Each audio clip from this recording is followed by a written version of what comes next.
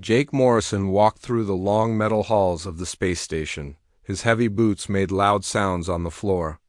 Around him, alien students moved in different ways. Some had wings and flew just above the ground. Others had tentacles and slid along the walls. A few had crystal bodies that made music when they moved. Jake felt out of place. He was the only human at the Galactic Naval Academy. Everyone else came from different planets across the galaxy. Some were tall and thin like walking sticks. Others were short and round like living rocks. All of them had learned to live together in space, but Jake was still getting used to it. The space station was huge. It floated around a distant star that glowed orange instead of yellow like Earth's sun. Through the big windows, Jake could see other ships coming and going. Most of them looked nothing like the ships humans built. They had strange shapes and colors that hurt his eyes to look at. Today was an important day. Jake had his advanced alien biology class with Professor Vexhai. The professor was from a planet where the people looked like giant praying mantises.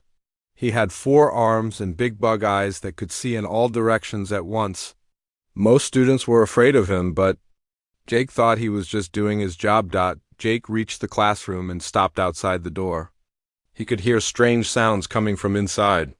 Some students were making clicking noises. Others hummed in voices too high or too low for human ears. His translation device worked hard to turn all these sounds into words he could understand. He took a deep breath and walked inside. The classroom was big and round with seats that could change shape for different kinds of bodies. Jake found his usual spot next to a student made of living crystal. Her name was Crystal, and she talked by making musical sounds. She was always kind to him, even though they were very different. "Hello, Jake," Crystal sang in her bell-like voice. The translator in his ear turned her music into words. "Are you ready for today's lesson?" "I think so," Jake said. He sat down in his chair, which was too small for him. Everything on the station was built for aliens who were smaller than humans. "Do you know what we're studying today?" Before Crystal could answer, Professor Vexhai entered the room. His 4 arms moved as he walked, and his big eyes looked at every student at once. The room became quiet, except for a few nervous sounds from the more scared students. "Good morning, class," the professor said in his clicking voice. The translators around the room turned his words into dozens of different languages. "Today we will study dangerous animals from high-gravity worlds." Jake felt interested. Earth was a high-gravity world compared to most planets where intelligent life lived. Most aliens thought Earth was too dangerous for normal life. They called humans Deathworlders because they came from such a scary place. The professor moved to the front of the room where a big clear screen appeared in the air. "We will look at creatures that live on worlds where the gravity is much stronger than normal. These animals are usually very dangerous because they had to become strong to survive." A picture appeared on the screen. It showed an animal that looked like a wolf, but it was much bigger and had 6 legs instead of 4. Its fur was black with bright blue stripes that glowed in the dark. Its teeth were long and sharp, and its eyes were bright yellow. Several students made scared sounds when they saw the picture. A group of flying students near the back of the room moved closer together. Some of the rock-like students made their bodies harder by tightening their stone skin. "This is a Vraxian shadow hunter," Professor Vexhai said, pointing at the picture with one of his 4 arms. "It lives on a planet called Vraxis Prime. The gravity there is more than twice what we have on this station. The air is full of poisonous gas and storms of sharp crystals blow across the land." Jake looked at the picture with interest. The animal reminded him of the wolves and big cats from Earth, but it was clearly built for a much more dangerous world. Its muscles looked incredibly strong, and its claws were like metal knives. "These creatures hunt in groups," the professor continued. "They can jump 40 meters in one leap. Their bite is strong enough to break through metal. They are some of the most dangerous predators in the galaxy." A student near the front raised a tentacle-like arm. Jake recognized him as Sam, one of the few students who was always nice to him. "Professor, why are we studying such dangerous animals?" "Good question, Sam," Professor Vexhai clicked approvingly. "When we explore new planets, we must understand what lives there. If we meet animals like this, we need to know how they behave. This knowledge can save lives. Jake nodded. That made sense. Humans had spent thousands of years learning about dangerous animals on Earth. It was one of the things that helped them survive and grow as a species. The professor pressed a button on his desk. Today, you will not just see pictures. You will observe a real shadow hunter. The room became very quiet. Even the students who were always making noise stopped their sounds. Jake felt the mood in the room change from interested to scared. Don't worry, Professor HFY said quickly. The animal is safely contained. It has been given medicine to make it sleep. There are multiple barriers between you and it. Nothing can go wrong? Jake wasn't so sure about that. In his experience, when someone said nothing could go wrong, something usually did, but he didn't say anything. He was still new here and didn't want to seem like he was causing trouble. A large metal cage on wheels was brought into the room by two robot helpers. Inside the cage, Jake could see the shadow hunter lying on its side. It looked even bigger in person than in the picture. Its body was as long as a small car, and its muscles were clearly visible under its dark fur with glowing stripes. The cage was placed in the center of the room, and then a clear energy field appeared around it. The field hummed with power, creating a second barrier between the students and the dangerous animal. The energy field is completely safe, Professor HFY explained. Even if the animal woke up, which it will not, it could not break through the barrier. Jake studied the shadow hunter carefully while the professor talked about its body parts and hunting methods. Something seemed wrong to him, but he couldn't figure out what it was at first. Then he realized what was bothering him. The animal's breathing was wrong. When Earth animals were given sleeping medicine, they breathed very slowly and deeply. But this shadow hunter's breathing was too fast and too shallow. Its muscles also looked too tense for a sleeping animal. Jake looked more carefully at the creature's face. Its eyes were closed, but he could see small movements under the eyelids. Its ears were moving slightly, turning toward different sounds in the room. These were not the actions of a sleeping animal. Jake felt his heart beat faster. The shadow hunter was not asleep. It was awake and listening, probably trying to understand its situation before deciding what to do. This was exactly the kind of behavior he had read about in Dangerous Earth Predators. He looked around the room at his classmates.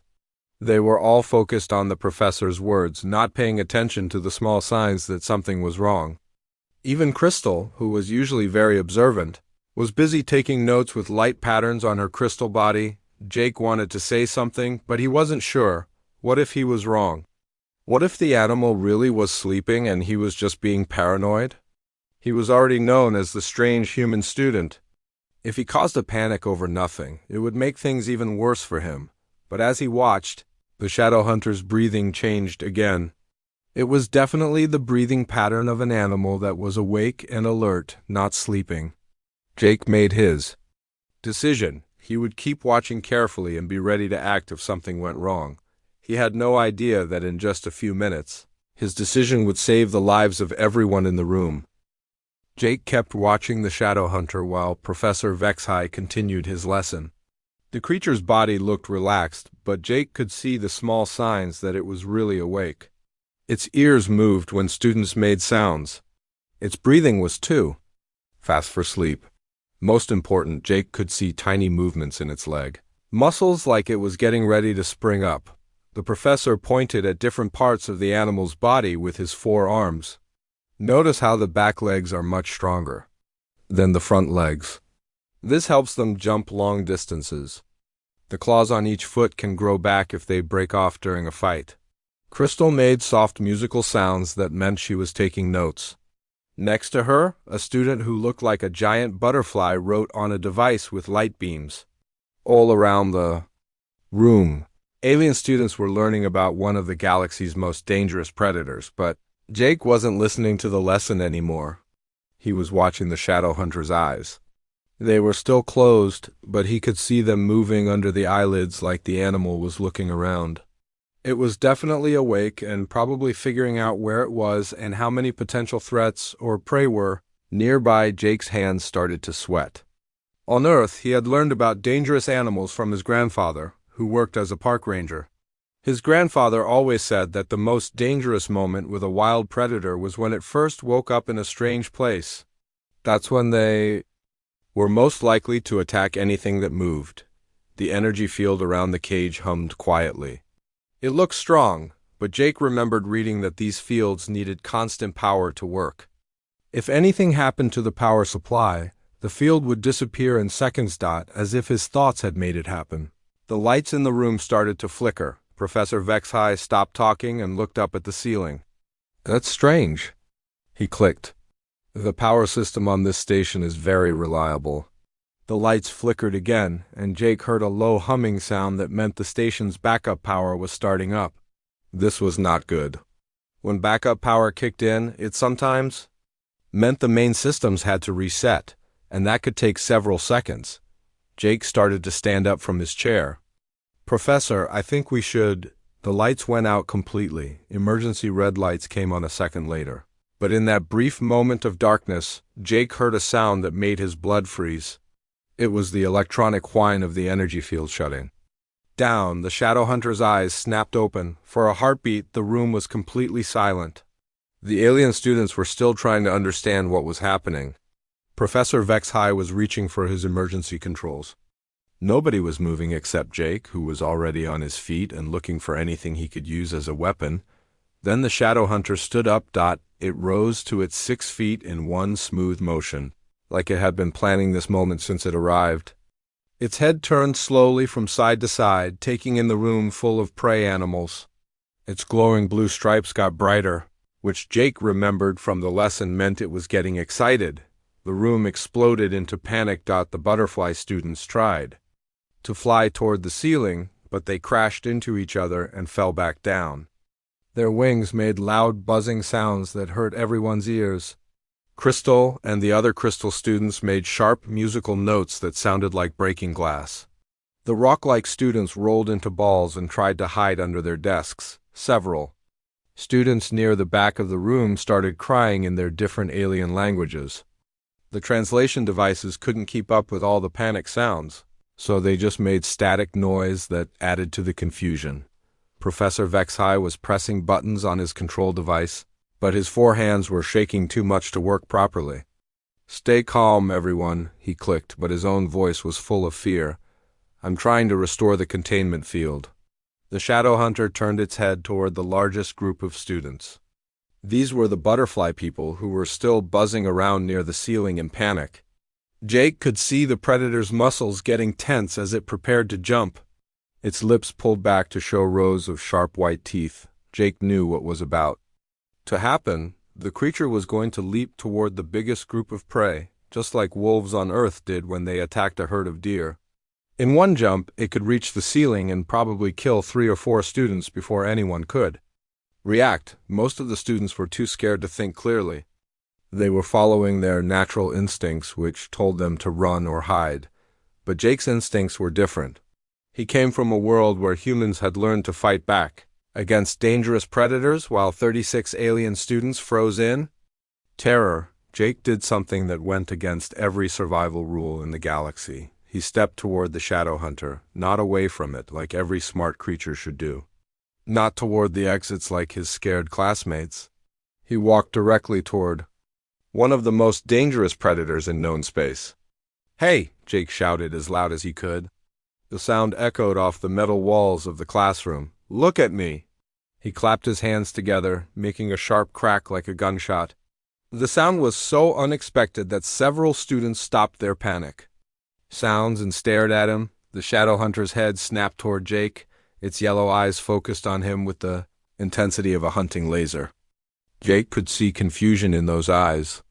In all the millions of years that Shadowhunters had been hunting, prey animals had never challenged them directly. Jake spread his arms wide to make himself look bigger.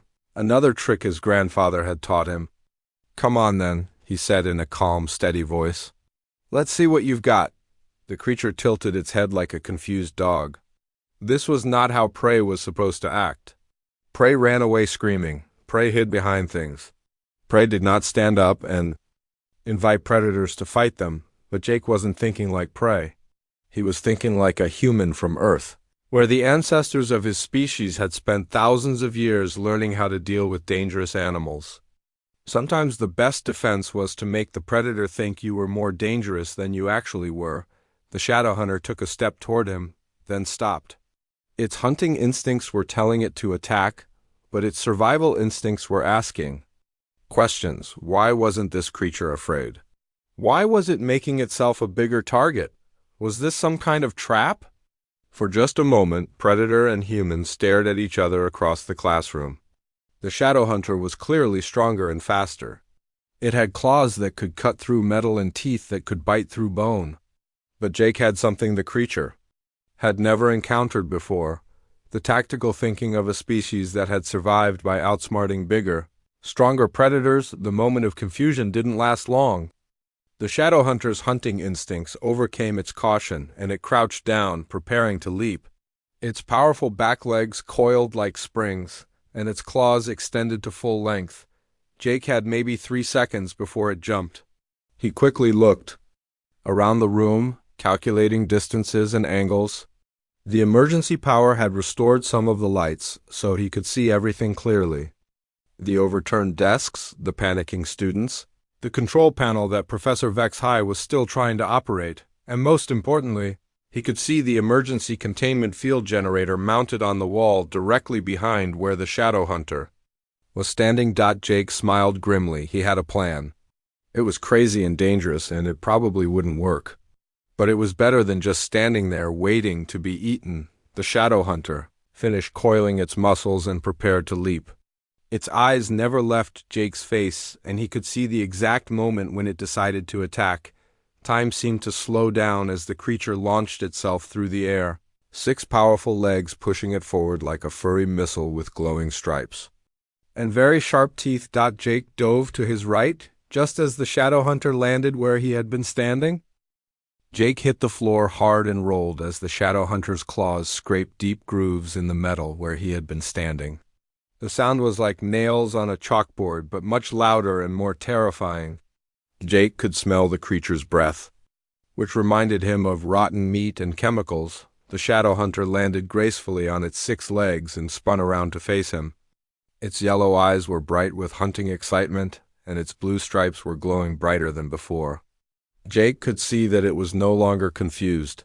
The creature had decided he was prey, and now it was focused on killing him. Around the room, the alien students were still panicking. The butterfly people had given up trying to fly and were huddled in corners, their wings folded tight against their bodies. Crystal was making high-pitched musical sounds that probably meant she was very scared. The rock students had rolled themselves into tight balls and were trying to hide under anything they could find. Professor Vex-High was still fighting with his control device. "The emergency systems are not responding," he clicked frantically. "I cannot restore the containment field." Jake pushed himself up from the floor and looked around quickly. He needed to find something to use against the shadow hunter, but the classroom was designed for learning, not fighting. The desks were made of light plastic that would break easily. The chairs could be picked up and thrown, but they wouldn't. Too much damage to a creature with such thick skin. The shadow hunter started walking toward him slowly. It wasn't rushing now because it knew Jake couldn't escape from the room. The doors had locked automatically when the emergency started, which was supposed to keep dangerous animals from getting out. Unfortunately, it also meant that Jake and his classmates were trapped inside with the predator. Jake backed up slowly, keeping his eyes on the creature. He remembered his grandfather's lessons about dealing with dangerous animals. Never turn your back on a predator. Never run unless you have a plan. Always look for advantages you can use. The shadow hunter was incredibly strong and fast, but it had weaknesses too. It was built for hunting on its home planet, where there were lots of trees and rocks to hide behind. In this smooth, rectangular room, it couldn't use its natural hunting tactics. It also seemed to be having trouble with the artificial gravity, which was different from what it was used to. Most importantly, the creature was curious about Jake. It kept tilting its head and studying him like it was trying to figure out what kind of animal he was.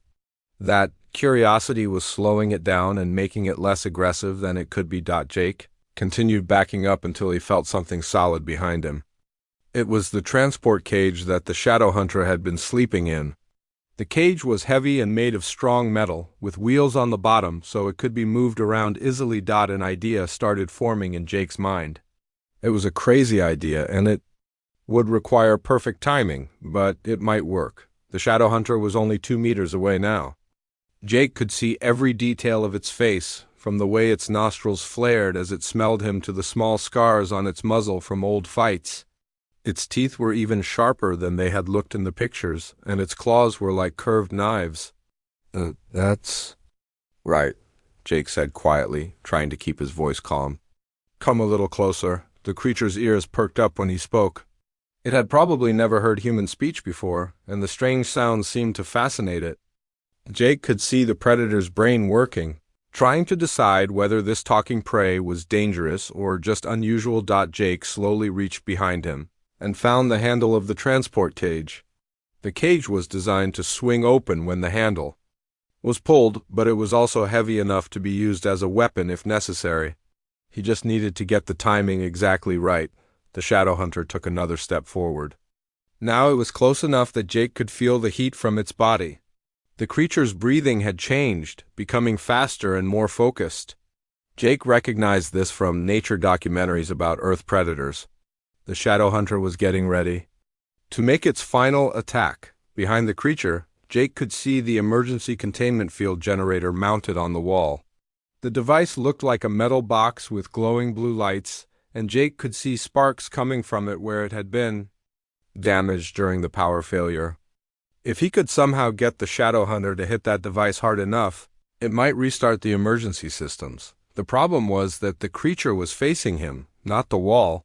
He needed to get it to turn around, and he only had one chance to do it right. Jake gripped the cage handle tighter and got ready to move.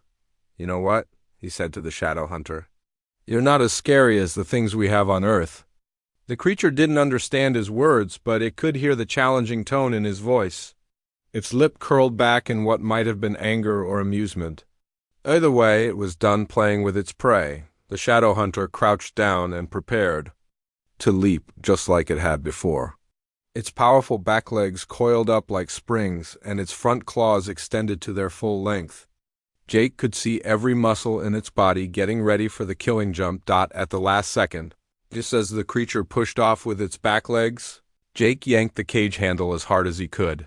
The heavy transport cage swung outward like a giant door, catching the shadow hunter in mid-leap.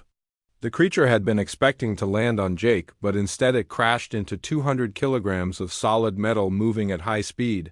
The impact sent the shadow hunter flying backward through the air.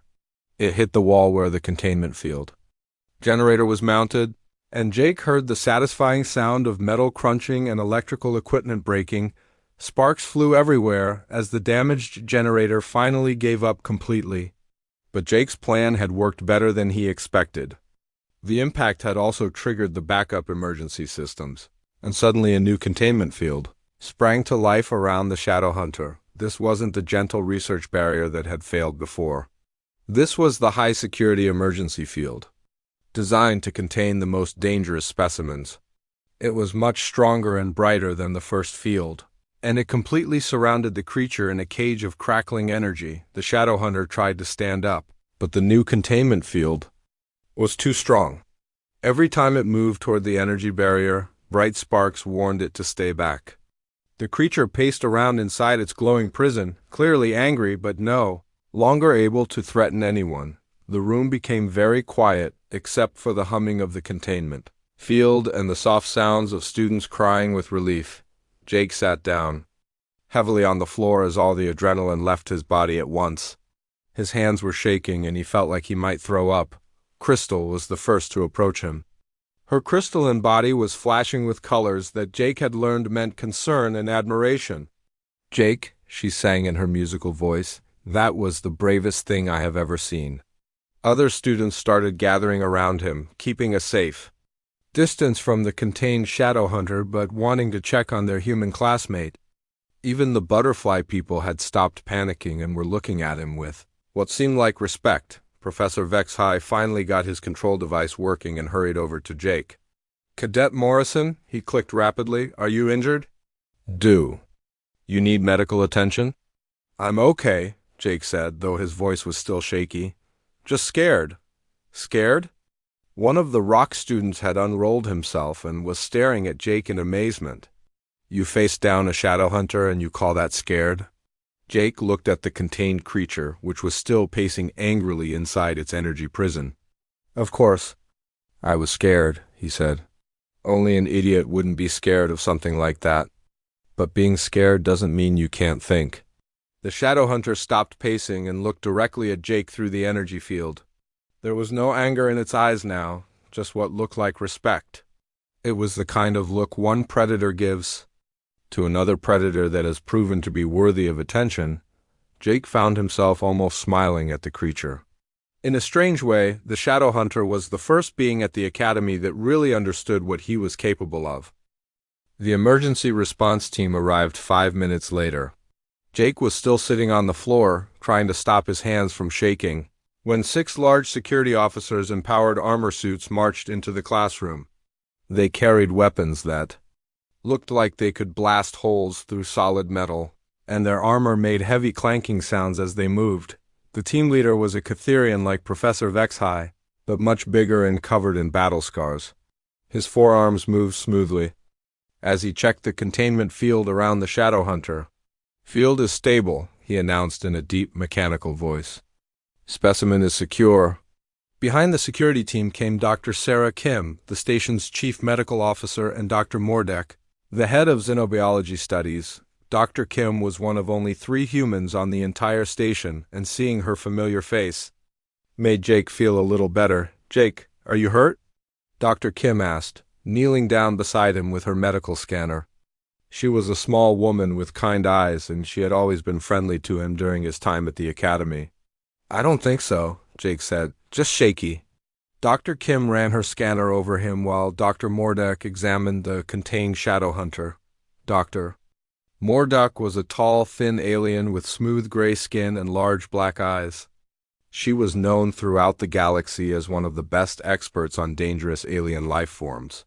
Fascinating, Dr. Mordek said, studying the creature through the energy field. The specimen shows no signs of injury despite the impact. These creatures are remarkably durable.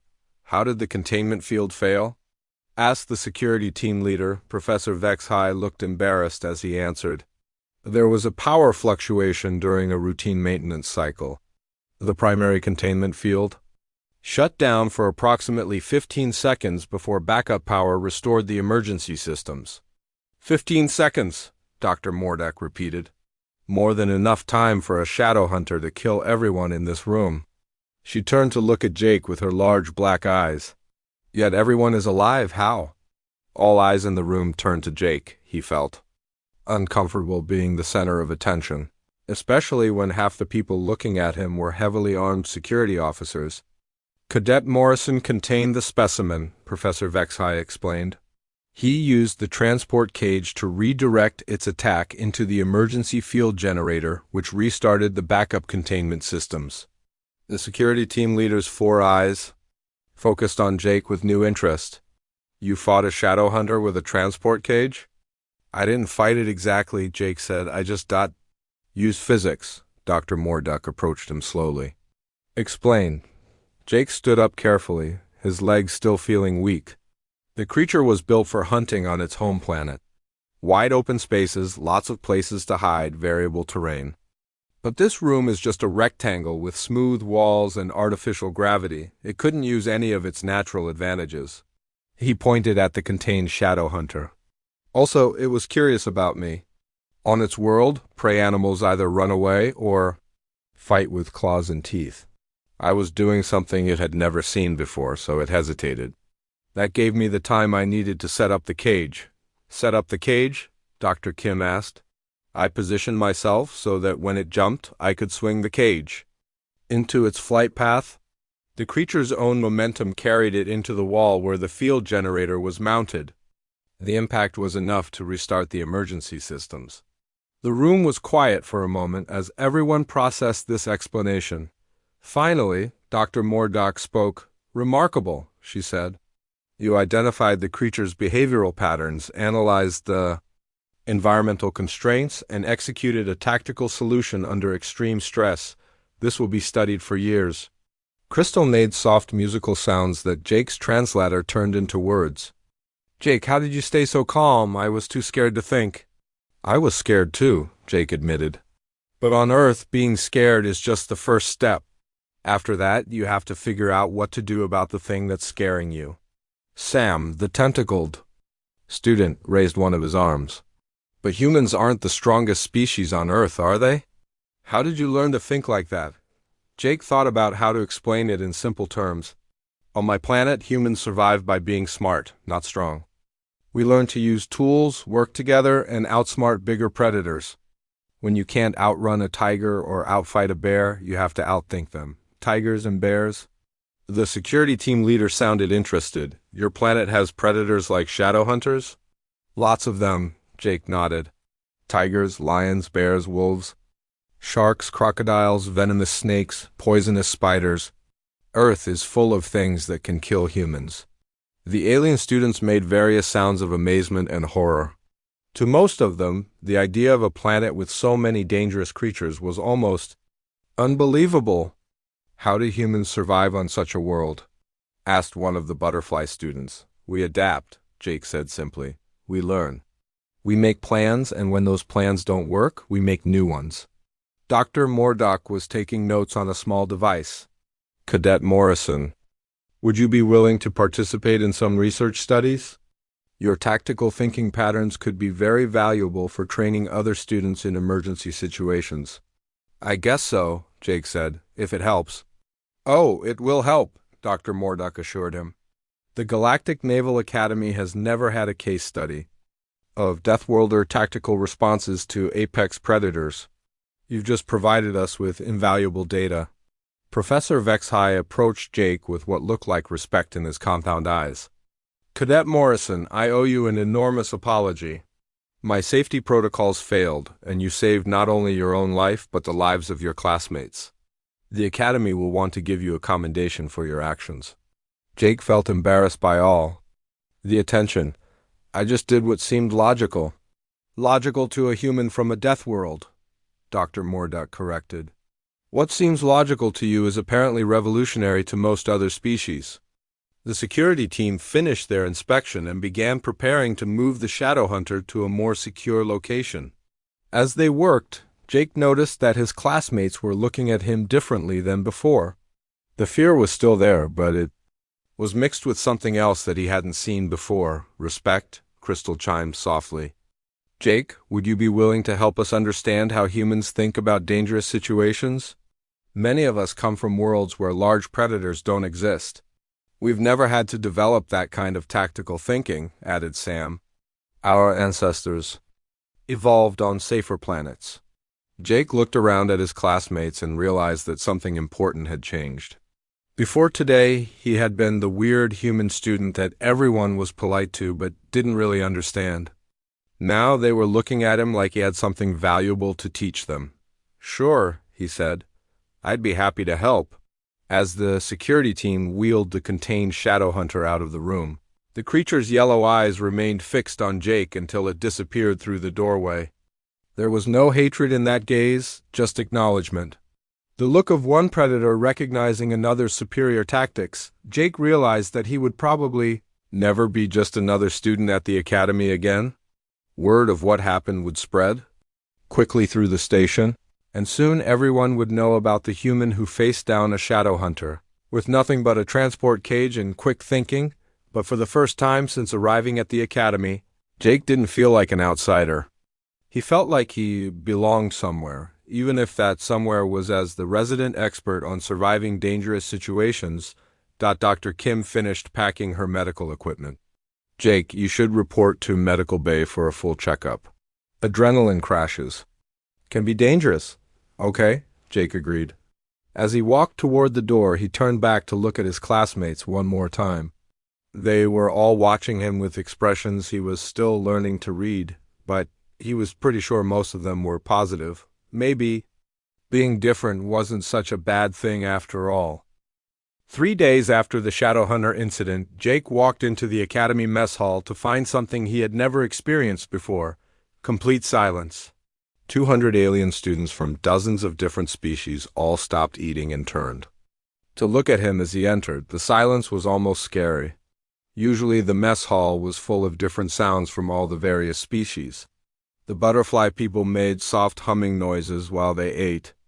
The rock students created low rumbling sounds. Crystal and her people made gentle musical chimes. But now everyone was quiet, just staring at him. Jake felt his face get warm as he walked to the food dispensers. He had hoped that after a few days, people would stop talking about what happened in Professor Vexhi's class. But it seemed like the story had spread all over the station instead of dying down. He got his food and looked around for a place to sit. Usually he sat alone or with one or two other students who didn't mind having a human around. But today, as he stood with his tray, he saw something unexpected. Crystal was waving at him from a table near the center of the room. She wasn't alone. There were students from at least 6 different species sitting with her, and they all seemed to be waiting for him. Jake walked over slowly, still feeling like everyone in the room was watching him. "Hey, Crystal," he said as he sat down. "How's everyone doing?" "We are well, Jake," Crystal sang in her bell-like voice. "We have been discussing what happened in class, and we have many questions." "Questions about what?" Jake asked, though he was pretty sure he knew the answer. A butterfly student named Flutter spoke up. His voice was high and musical, like wind chimes in a breeze. "We want to understand how humans think about dangerous situations. Our species evolved on a peaceful world with no large predators. We have never needed to develop survival strategies." "Same with my people," added a rock student called Boulder. His voice was deep and slow, like distant thunder.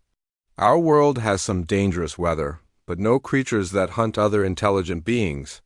Sam, the tentacled student Jake had known since his first day, leaned forward with interest. "Jake, you said that humans survived on Earth by being smart instead of strong. Can you teach us how to think like that?" Jake put down his fork and looked around the table. These weren't just casual questions from curious classmates. These students really wanted to learn from him. For the first time since arriving at the academy, he felt like he had something valuable to offer. "I can try," he said. "But you have to understand that it's not just about being smart. It's about how you think about problems." "What do you mean?" asked Crystal. Jake thought about how to explain it in simple terms. When most species encounter a predator, they either run away or try to fight it directly. Humans learn to do something different. We learn to change the situation. "Change the situation?" Flutter's antennae twitched with confusion. "Right? Instead of trying to outrun a faster animal or outfight a stronger one, we figured out how to make the fight happen on our terms instead of theirs." Jake pointed to his water glass. "Imagine this glass is a dangerous predator coming after you. Most species would either try to run away from the glass or try to destroy it with their bare hands. But humans would ask different questions." "What kind of questions?" Sam asked. "Questions like, what does the predator need to survive? Where does it feel safe? What confuses it? How can I use the environment to my advantage?"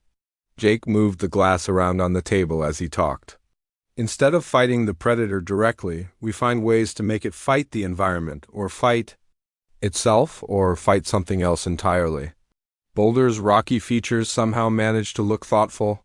"Is that what you did with the Shadowhunter? You made it fight the wall instead of fighting you?" "Exactly," Jake nodded. "The Shadowhunter was faster and stronger than me. If I had tried to fight it directly, it would have killed me in seconds. But I didn't need to beat it in a fair fight. I just needed to get it contained again." "But how did you stay calm enough to think of a plan?" Flutter asked. "I was so scared I couldn't think at all." "Being scared is normal," Jake said. "Fear is your brain's way of telling you that something dangerous is happening. The trick is not to let the fear take over completely. You use it to make you more alert and focused, but you don't let it stop you from thinking." Crystal made soft chimes that sounded interested. "On my world, fear usually makes us hide until the danger passes. But you used your fear to help you fight back. That's the difference, Jake agreed. Humans learn that sometimes the danger won't pass on its own. Sometimes you have to make it pass. More students had gathered around their table while they talked. Jake noticed that some of them were from species he had never spoken to before. They were all listening carefully to his explanation. A new voice joined the conversation. Cadet Morrison, may I interrupt? Jake looked up to see Dr. Mordek standing beside their table. The tall xenobiologist was carrying a datapad and looked excited about something. Of course, Dr. Mordek, Jake said, starting to stand up. Please, remain seated, she said, pulling up a chair. I have some interesting news. The Galactic Naval Academy has received requests from 12 different planetary defense organizations. They all want to know if we can teach their security teams to think like humans do in crisis situations. The students around the table made various sounds of amazement. Jake felt his eyes widen. They want to learn from humans? Specifically, they want to learn from you, Dr. Mordek corrected. Your tactical response to the Shadow Hunter has been analyzed by military experts across the galaxy. They're calling it a perfect example of adaptive crisis management under extreme stress. I don't understand, Jake said. I just did what seemed logical. That's exactly why it's so valuable, Dr. Mordek explained. Most species have evolved specific responses to danger: fight, flight, hide, or freeze. But humans seem to have evolved the ability to analyze each situation individually and create new responses on the spot. Crystal chimed with what sounded like pride. Jake, you're going to be famous across the galaxy. I don't want to be famous, Jake said quickly. I just want to fit in here. Sam's tentacles moved in what Jake had learned was a gesture of friendship. Jake, you do fit in here. You fit in better than you know. What do you mean? The Galactic Naval Academy is about preparing students to explore unknown worlds and deal with unexpected dangers, Sam explained. You've just proven that you're better at that than anyone else here, Dr. Mordek nodded. Sam is correct. The Academy's mission is to train officers who can handle any situation they might encounter in space.